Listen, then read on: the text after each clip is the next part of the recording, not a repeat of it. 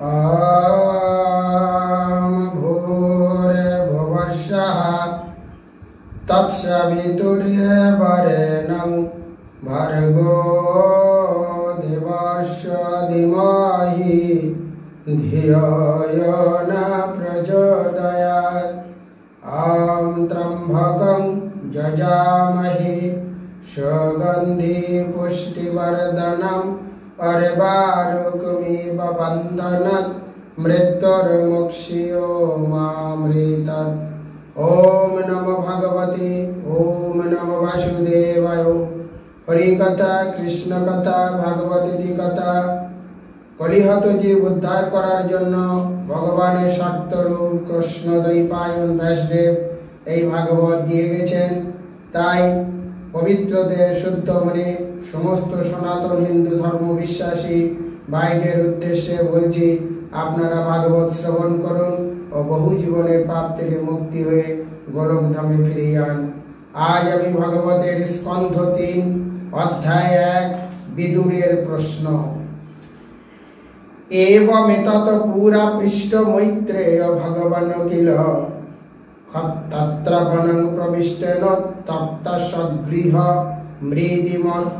सुखदेव गोस्वामी बोलें, महान भगवत भक्त विदुर तार समृद्धशाली गृह त्यागपूर्वक बने प्रवेश करे भगवत कृपामूर्ति ऋषि मैत्र के এই প্রশ্ন করেছিলেন। পাণ্ডবদের গৃহের কথা আর কি বলার আছে। পরমেশ্বর ভগবান শ্রীকৃষ্ণ তাদের মন্ত্রীর কার্য করেছিলেন।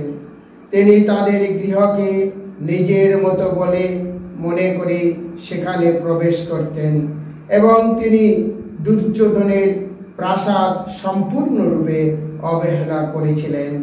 সুখদেব গোস্বামীকে মহারাজ জিজ্ঞাসা করলেন, কোথায় এবং কখন মহাত্মা বিদুরের সঙ্গে মহাভাগবত মৈত্রেয় ঋষির সাক্ষাৎ হয়েছিল এবং তাদের মধ্যে কি আলোচনা হয়েছিল? হে প্রভু, দয়া করে আপনি তা আমাদের কাছে বর্ণনা করুন। মহাত্মা বিদুর ছিলেন ভগবানের একজন মহান শুদ্ধ ভক্ত এবং তাই ভগবত কৃপামূর্তি ঋষি মৈত্রেয়ের কাছে তার প্রশ্নগুলি ছিল অবশ্যই অত্যন্ত তাৎপর্যপূর্ণ, সর্বোচ্চ স্তরে এবং বিজ্ঞজন কর্তৃক অনুমোদিত। শ্রী সুত গোস্বামী বললেন, মহর্ষি সুখদেব গোস্বামী ছিলেন অত্যন্ত অভিজ্ঞ এবং মহারাজ পরীক্ষিতের প্রতি তিনি অত্যন্ত প্রসন্ন হয়েছিলেন। রাজা কর্তৃক এইভাবে জিজ্ঞাসিত হয়ে তিনি তাকে বলেছিলেন, অনুগ্রহ করে মনোযোগ সহকারে সেই বিষয়ে শ্রবণ করুন। শ্রী সুখদেব গোস্বামী বললেন, রাজা ধৃতরাষ্ট্র তার অসৎ পুত্রদের পাপ বাসনা চরিতার্থ করার প্রচেষ্টার দ্বারা প্রভাবিত হয়ে অন্তর্দৃষ্টিহীন হয়ে পড়েছিল এবং তার ফলে সে তার পিতৃহীন ভ্রাতুষ্পুত্র পাণ্ডবদের যতুগৃহে প্রবেশ করিয়ে দগ্ধ করতে উদ্যত হয়েছিল। দেবতুল্য রাজা যুধিষ্ঠিরের মহিষীর কেশাকর্ষণ করার নিন্দনীয় কার্য থেকে ধৃতরাষ্ট্র তার পুত্র দুঃশাসনকে নিবারণ করেননি।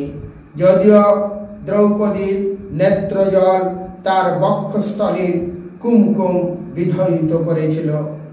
অজাতশত্রু যুধিষ্ঠির কপট দ্রুত ক্রীড়ায় অন্যায়ভাবে পরাজিত হয়েছিল, কিন্তু যেহেতু তিনি ছিলেন সত্য প্রতিজ্ঞ তাই তিনি বনে গিয়েছিলেন। যথাসময়ে বন থেকে ফিরে এসে তিনি যখন তার রাজ্যের ন্যায়সঙ্গত অংশ ভাগ ফিরিয়ে দেওয়ার জন্য প্রার্থনা করেন, তখন মহাচ্ছন্ন ধৃতরাষ্ট্র তাকে প্রত্যাখ্যান করেছিলেন। অর্জুন কর্তৃক জগৎগুরু শ্রীকৃষ্ণ যখন কৌরব সভায় প্রেরিত হয়েছিলেন এবং যদিও তার বাণী কেউ কেউ বিশুদ্ধ অমৃতের মতো শ্রবণ করেছিলেন, কিন্তু পুণ্যক্ষয় হওয়াতে অন্যরা তা শ্রবণ করতে পারেনি। রাজা শ্রীকৃষ্ণের বাক্য বহু মানন করেননি। বিদুর যখন তার জ্যেষ্ঠ ভ্রাতা ধৃতরাষ্ট্র কর্তৃক মন্ত্রণার জন্য আমন্ত্রিত হয়েছিলেন, তখন তিনি তার গৃহে গিয়ে তাকে যে সদুপদেশ দিয়েছিলেন তা সুদক্ষ মন্ত্রী বিশারদ ও রাজনীতিবিদরা অতি উৎকৃষ্ট বলে বিবেচনা করেছিলেন। বিদুর বলেছিলেন, আপনার অন্যায়ের ফলে দুর্বিষহ যাতনা যে অকাতরে সহ্য করছে, সেই অজাত শত্রু যুধিষ্ঠিরের ন্যায্য রাজ্যভাগ আপনি তাকে ফিরিয়ে দিন। সে তার কনিষ্ঠ ভ্রাতাদের সঙ্গে অপেক্ষা করছে, যাদের মধ্যে রয়েছে প্রতিশোধ পরায়ণ ভীম, যে সাপের মতো দীর্ঘ নিঃশ্বাস ত্যাগ করছে। অবশ্যই আপনি তার ভয়ে ভীত। পরমেশ্বর ভগবান শ্রীকৃষ্ণ পৃথার পুত্রদের তাঁর আত্মীয় রূপে স্বীকার করেছেন এবং পৃথিবীর সমস্ত রাজারা শ্রীকৃষ্ণের পক্ষে রয়েছেন। তার গৃহে তিনি তার পরিবারবর্গ, যদুবংশীয় রাজা ও রাজপুত্রগণ সহ বিরাজ করছেন, যারা অসংখ্য রাজাদের জয় করেছেন এবং তিনি হচ্ছেন তাদের সকলের প্রভু। আপনার মূর্তিমান পাপস্বরূপ দুর্যোধনকে আপনার প্রিয় পুত্ররূপে পালন করছেন, কিন্তু সে কৃষ্ণ বিদ্বেষী, এবং যেহেতু আপনি এইভাবে একজন কৃষ্ণ বিদ্বেষীকে পালন করছেন, তাই আপনি সমস্ত মঙ্গলজনক গুণাবলী হারিয়েছেন। যত শীঘ্র সম্ভব এই লক্ষ্মী ছাড়াকে পরিত্যাগ করে আপনি সমস্ত বংশের মঙ্গল সাধন করুন। যার চরিত্রে গুণাবলী সমস্ত শ্রদ্ধ ব্যক্তিগান বহু মানন করেন, সেই বিদুর যখন এইভাবে বলেছিলেন, তখন দুর্যোধন ক্রোধাপ্তীপ্ত হয়ে কম্পিত অধরে তাকে অপমান করেছিল। দুর্যোধন তখন কর্ণ, তার ঘনিষ্ঠ ভ্রাতাগণ ও তার মামা শকুনি সহ পরিবৃত ছিল। এই দাসী পুত্রকে এখানে কে ডেকে এনেছে? এতই কুটিল যে যাদের অন্নে পুষ্ট হয়েছে তাদের এই বিপক্ষতা আচরণে প্রবৃত্ত হয়ে শত্রুর সাহায্যার্থে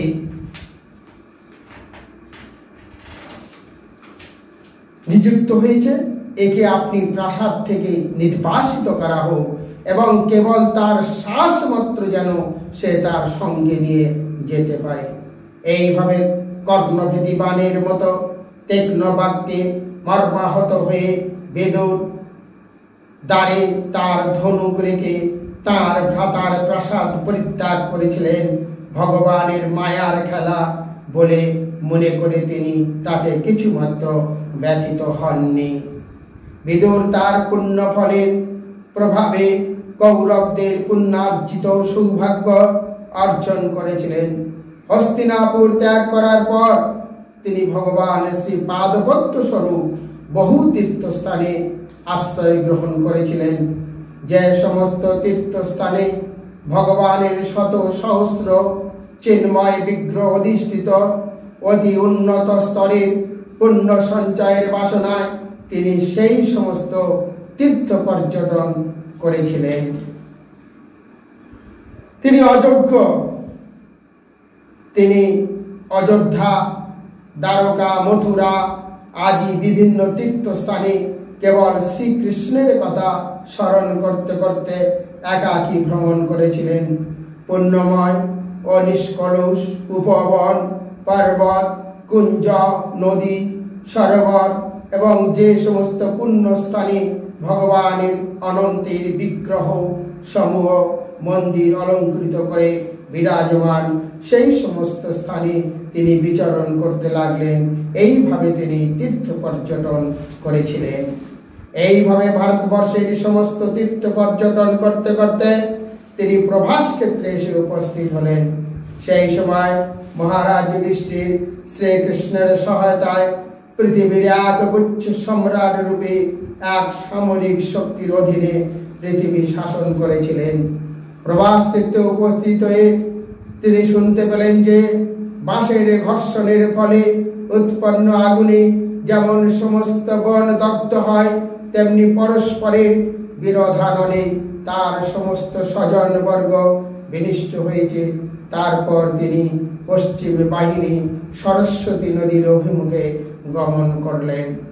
সরস্বতী নদীর তীরের 11টি তীর্থ রয়েছে, যথা ত্রিত, উষণা, মনু, পৃথু, অগ্নি, অসিত, বায়ু, সুদাস, গুহ, শ্রাদ্ধদেব, বিদুর সেই সমস্ত তীর্থ ভ্রমণ করে যথাবিধি ধর্মীয় অনুষ্ঠান করেছিলেন। এছাড়া মহান ঋষি ও দেবতাগণ কর্তৃক প্রতিষ্ঠিত পরমেশ্বর ভগবান শ্রীবিষ্ণুর আরো অনেক মন্দির ছিল।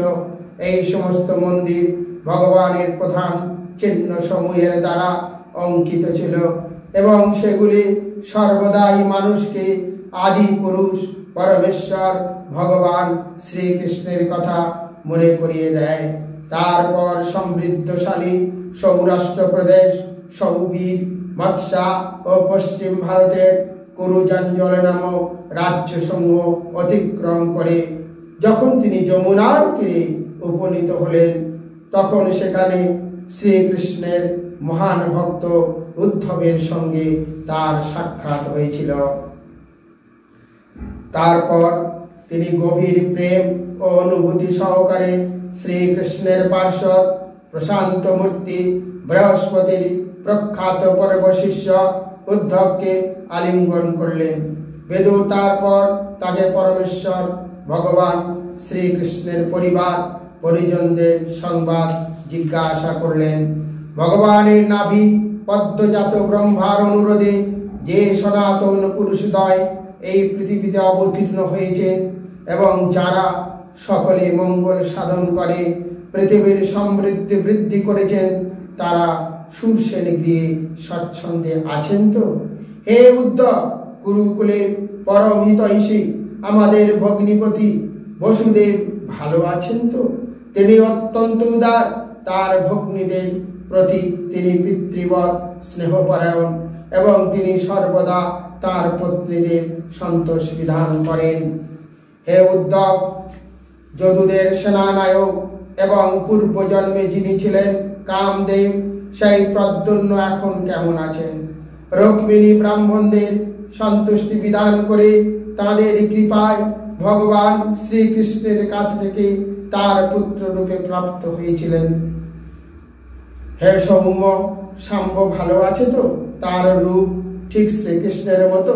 পূর্বজন্মে শিবপত্নী অম্বিকার গর্ভে কার্তিকেয় রূপে তার জন্ম হয়েছিল এবং এখন এই জন্মে কৃষ্ণ মহিষী জাম্বুবতী অনেক ব্রত অনুষ্ঠানের ফলে তাকে তার পুত্র রূপে লাভ করেছেন। হে উদ্ধব, যজুধান কুশলে আছেন তো? তিনি অর্জুনের কাছে ধনুর্বিদ্যার রহস্য শিক্ষা করেন এবং তিনি ভগবান শ্রীকৃষ্ণের সেবা করে সন্ন্যাসীদের দুর্লভ চিন্ময় পাদ লাভ করেছিলেন। বেদ যেমন যজ্ঞ বিস্তার রূপে অর্থকে প্রকাশ করে, তেমনি দেবক ভোজরাজের কন্যা দেবকী দেবমাতা অদিতির মতো পরমেশ্বর ভগবানকে তার গর্ভে ধারণ করেছিলেন। তিনি ভালো আছেন তো? অনিরুদ্ধ কুশলে আছেন তো? তিনি সমস্ত শুদ্ধ ভক্তদের সমস্ত বাসনা পূরণকারী এবং অতীত কাল থেকেই তাকে ঋগ্বেদের প্রবর্তক বলে বিবেচনা করা হয়। তিনি মনের প্রবর্তক এবং বিষ্ণুর চতুর্থ গুর্জ। হে সৌম্য, এছাড়া শ্রীকৃষ্ণের তাদের অন্তরাত্মা রূপে জেনে চিরকাল তারই অনুসরণ করেন সেই ঋদিক, চারুদেষ্ণ, গদ ও সত্যভামার পুত্র, এরা সকলেই ভালো আছেন তো? যে যমজ ভাতৃদ্বয় তাদের ভ্রাতাদের দ্বারা সুরক্ষিত, তারা ভালো আছেন তো? চক্ষু যেমন পক্ষের দ্বারা আবৃত থাকে, তেমনি তারা পৃথার পুত্রদের দ্বারা সুরক্ষিত। গরুড় যেমন বজ্রধারী ইন্দ্রের মুখ থেকে অমৃত আহরণ করেন, তারাও তেমনি যুদ্ধে দুর্যোধনের কাছ থেকে তাদের ন্যায়সঙ্গত রাজ্য ছিনিয়ে নিয়েছিলেন। হে উদ্ধব, পৃথিবী কি এখনো বেঁচে আছেন? পৃথা কি এখনো বেঁচে আছে? তিনি কেবল তার পিতৃহীন পুত্রদের জন্যই জীবন ধারণ করেছিলেন। তা না হলে অদ্বিতীয় যোদ্ধা এবং অধীরত, যিনি একাকী ধন মাত্র সহায় করে চতুর্দিক জয় করেছিলেন, সেই রাজর্ষি শ্রেষ্ঠ পাণ্ডু ব্যতীত তার পক্ষে বেঁচে থাকা অসম্ভব ছিল।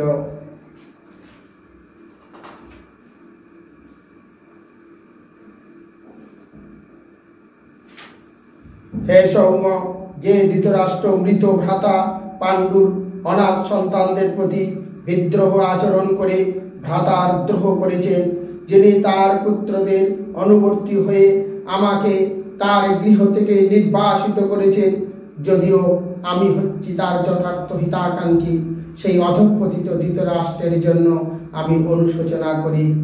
তাতে আমি আশ্চর্য হইনি। সকলের অলক্ষ্যে আমি পৃথিবী ভ্রমণ করেছি। পরমেশ্বর ভগবান শ্রীকৃষ্ণের নরপথ লীলাসমূহ এই মর্তলোকে সাধারণ মানুষের কার্যকলাপের মতো বলে মনে হয় এবং তাই তা অন্যের পক্ষে মোহজনক, কিন্তু আমি তার কৃপার প্রভাবে তার মহিমা উপলব্ধি করতে পেরেছি এবং তার ফলে আমি সর্বতভাবে সুখী। ধন, জন, বিদ্যা এই তিন প্রকার গর্ভের দ্বারা উৎপথগামী হয়ে যে সমস্ত নৃপতিরা তাদের প্রবল সামরিক শক্তি প্রয়োগ করে পৃথিবীর দুঃখ উৎপাদন করেছে, তাদের বিনাশ করে শরণাগত ভক্তদের দুঃখ দূর করতে সমর্থ হয়েও ভগবান শ্রীকৃষ্ণ সব রকম অপরাধগ্রস্ত কুরুদের বিনাশ করেননি। ভগবান গুণরহিত হওয়া সত্ত্বেও দুর্বৃত্তদের বিনাশের জন্য আবির্ভূত হন। কর্মরহিত হওয়া সত্ত্বেও সকলকে আকর্ষণ করার জন্য তিনি তার লীলাবিলাস সম্পাদন করেন। তা না হলে গুণাতীত পরমেশ্বর ভগবান এই পৃথিবীতে আসার কি কারণ থাকতে পারে?